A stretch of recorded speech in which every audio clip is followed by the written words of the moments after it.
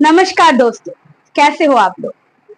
आज मैं एक सच्ची कहानी लेकर आई हूँ जिसे सुनने के बाद आप लोगों की रूह कांप उठेगी, दिल दहलने लग जाएगा, पैरों तले से जमीन खिसक जाएगी। दहशत फैलाना मेरा मकसद बिल्कुल नहीं है, पर मैं चाहती हूँ आप लोग सतर्क हो जाइए। आज की कहानी है पश्चिम भारत, गुजरात से। गुजरात की सूरत की ये कहानी है जो पिछले साल की ही कहानी है। जिस इंसान के ऊपर आप निर्भर करके अपनी पूरा जिंदगी जी रहे हो, अगर आपको ये पता चले कि वो इंसान आपके जान के दुश्मन है तो आपको कैसा महसूस होगा। ये कहानी कुछ ऐसी ही है और ऐसे ही मुझे सुनते रहने के लिए मेरे चैनल को सब्सक्राइब कीजिएगा, क्योंकि आपका सब्सक्रिप्शन मेरे लिए मोटिवेशन है। तो चलिए आज की कहानी को सुनते हैं। गुजरात की सूरत डिस्ट्रिक्ट की अडाजन शहर की है ये कहानी। मनीष सोलंकी अपने परिवार के साथ सिद्धेश कॉम्प्लेक्स पालनपुर जकातनागा में बहुत ही सुंदर जिंदगी जी रहे थे। उनके माता पिता, पिता 70 साल के और माता 63 साल की। उनकी पत्नी रीना 30 साल की। उनकी एक बेटी दिशा जो 13 साल की, दूसरी बेटी काव्या जो 7 साल की थी और 3 साल का एक छोटा बेटा था खुशल। उनकी जिंदगी में खुशियों की कोई कमी नहीं थी। मनीष सोलंकी फर्नीचर का बिजनेस करते थे, बहुत बढ़िया चल रहा था उनका बिजनेस। सूरत की अलग अलग जगह पर उनकी बिजनेस फैला हुआ था। कम से कम 30 से 35 कारीगर थे उनके पास। अपने परिवार को हर तरीके की खुशी और आराम देने की बंदोबस्त वो करते रहते थे। वो अपने बिजनेस के लिए पूरा दिन व्यस्त रहते थे ताकि उनका बिजनेस अच्छा चले और वो अपने परिवार को एक खुशहाल जिंदगी दे पाए, और वो दे भी रहे थे। उनको एक बढ़िया सा घर, गाड़ी और आरामदायक हर चीज उन्होंने दे रखे थे। मनीष सोलंकी अपने बिजनेस में इतने व्यस्त और इतने मग्न थे कि उनसे जितना हो सकता है उससे भी कई गुना ज्यादा प्रेशर उन्होंने ले रखे थे। पर उनका एक ही मकसद था कि अपने परिवार को इस दुनिया की सारी खुशी दे। ऐसे ही पिछले साल 2023 के नवंबर महीना में मनीष सोलंकी के साथ कुछ ऐसा हुआ। एक दिन सुबह मनीष सोलंकी के कारीगर उनको फोन कर रहे थे कि वो दुकान अभी तक क्यों नहीं आए, पर वो फोन उठा ही नहीं रहे थे। सुबह से लेकर दोपहर हो गए पर वो तो फोन उठा ही नहीं रहे थे। उनके कारीगरों ने सोचा कि एक काम करते हैं, उनके घर जाकर देखते हैं माजरा क्या है। वो लोग मनीष सोलंकी के सिद्धेश कॉम्प्लेक्स में जो घर था वहां गए। उन्होंने देखा दरवाजा बंद है। उन्होंने कई बार दरवाजा नॉक किया पर कोई दरवाजा नहीं खोल रहे थे। अब वो दरवाजा तोड़ भी नहीं सकते। उन्होंने महेश सोलंकी के कजिन ब्रदर महेश सोलंकी को फोन किया। तुरंत महेश सोलंकी उधर आ गए और जब उन्होंने देखा कि सच में उनके घर की दरवाजा बंद है और कोई दरवाजा नहीं खोल रहे थे, दरवाजा अंदर से बंद था, उनको भी काफी शक हुआ और एक अजीब सी बदबू भी उनके घर के बाहर आ रहे थे। उन्होंने कुछ नहीं सोचा और पीछे की विंडो को तोड़ के उनके घर में घुस गए। और घर में घुसने के बाद उन्होंने जो देखा वो देखकर उनकी पैरों तले से जमीन खिसक गए। मनीष के माता पिता दोनों उनके बेडरूम में मरे पड़े हुए हैं, उनके लाश पड़े थे और मनीष सीलिंग फैन के साथ फांसी लगाकर मर गए थे।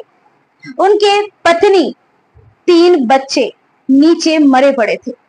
वो देखकर उनकी दिल दहल गया। उन्हीं की परिवार था। जब उन्होंने ऐसा देखा उन्होंने तुरंत पुलिस को फोन किया। पुलिस उसी क्षण क्राइम सीन में आए और सारे बॉडीज को पोस्टमार्टम के लिए ले गए और पूरे घर में अच्छे से इन्वेस्टिगेशन किया कि शायद कुछ सुराग मिल जाए। क्या किसी बाहर वाले ने ऐसा किया या फिर ये एक मास सुसाइड है। पोस्टमार्टम में सारे फैमिली मेंबर्स की बॉडी में पॉइजन मिले, जहर मिले, सिवाय मनीष सोलंकी। शक ये किया जा रहा था कि शायद मनीष ने ही अपने परिवार के सारे सदस्यों को जहर पिला दिए थे। घर में अच्छे से खोजबीन करने के बाद पुलिस को एक जीरा सोडा के बोतल मिले, जो शक था कि इस जीरा सोडा के साथ ही जहर मिलाकर सारे परिवार वालों को पिलाया गया। मनीष के बेटी दिशा, 13 साल की बेटी दिशा और माता शोभना, जिनकी मौत का कारण पॉइजनिंग नहीं था, जिनकी मौत का कारण था स्ट्रैंगुलेशन, मतलब गला दबाकर उनको मारा गया था, और उनकी बॉडी में भी पॉइजन के ट्रेस मिले थे। पुलिस को यह शक था कि शायद मनीष ने ही उन दोनों को गला दबाकर मारा होगा, जब पॉइजनिंग के बाद भी उनकी मृत्यु नहीं हुई। इस केस को बहुत अच्छे से इन्वेस्टिगेशन किया गया और फिर पुलिस को कुछ अलग अलग तरीके की सुराग मिल रहे थे। पहले पुलिस को जो पता चला वो ये था कि मनीष कई समय से बिजनेस में नुकसान में भुगत रहे थे। उन्होंने 3 अलग अलग बैंक से लोन लिए थे, जिसका हर महीने का EMI 1,20,000 आ रहे थे। बिजनेस में ठप पड़ जाने की वजह से वो EMI वो भर नहीं पा रहे थे, इसीलिए उन्होंने दिन दोगुनी और रात चौगुनी मेहनत कर रहे थे, अपने परिवार को तक समय नहीं दे पा रहे थे। दिवाली के थोड़े दिन पहले ही वो जो कंस्ट्रक्शन साइट्स में फर्नीचर सप्लाई किया करते थे, इलेक्ट्रिक्स और प्लम्बर के काम करवाया करते थे, वहां से भी कस्टमर्स के कंप्लेंट्स आ रहे थे कि प्लम्बिंग और इलेक्ट्रिसिटी का काम अभी तक बाकी है। पर उनकी ये परिस्थिति था नहीं कि वो काम पूरा कर पाए। अपने कस्टमर्स की कंप्लेंट पूरा करने की उनमें हिम्मत नहीं थी, हालत नहीं थी। वो फाइनेंशियली टूट चुके थे।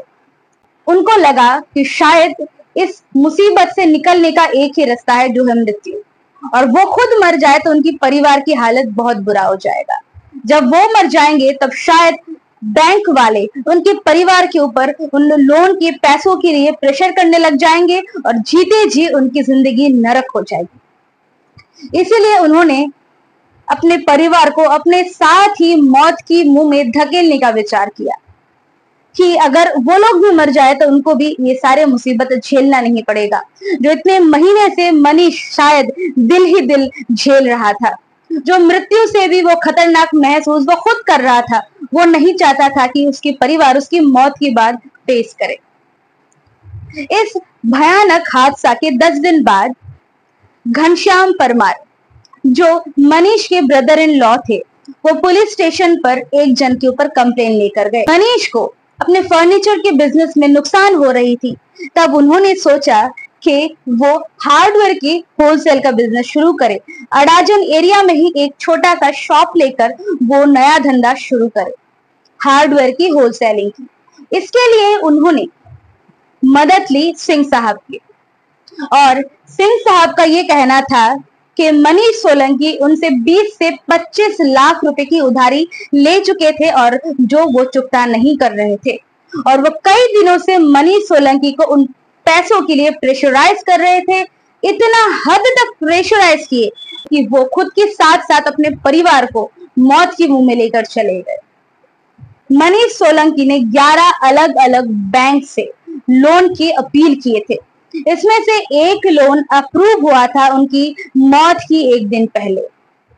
उस घर में कई सारे राज छुपे थे, जो उनकी और उनके परिवार की मास सुसाइड के साथ साथ उनके साथ ही चले गए। पुलिस ने जितना इन्वेस्टिगेशन किया, उतने में कई सारे अलग अलग एंगल्स नजर में आ रहे थे, पर असल में क्या हुआ था वो तो मनीष और उसके परिवार ही जाने। आपको क्या लगता है, मनीष सोलंकी ने जो किया, क्या वो सही था? क्या उनके पास दूसरा और कोई रास्ता नहीं था? सिर्फ मृत्यु ही बचा था? अगर आप उनकी जगह पर होते तो आप क्या करते? तो कैसा था आज का कहानी दोस्तों? इस कहानी से हमें एक सीख मिलती है कि चाहे जीवन में कैसी भी परिस्थिति क्यों ना आए, हमें हार नहीं मानना चाहिए। हमें हर प्रॉब्लम की सलूशन निकालना चाहिए, ना कि मृत्यु। मृत्यु किसी चीज का सलूशन हो ही नहीं सकता दोस्तों ऐसे ही मेरी कहानियों को सुनते रहने के लिए मेरे चैनल को सब्सक्राइब कीजिएगा, क्योंकि मुझे आप लोगों की सपोर्ट की बहुत जरूरत है। ढेर सारा प्यार मेरे प्यारे श्रोताओं को।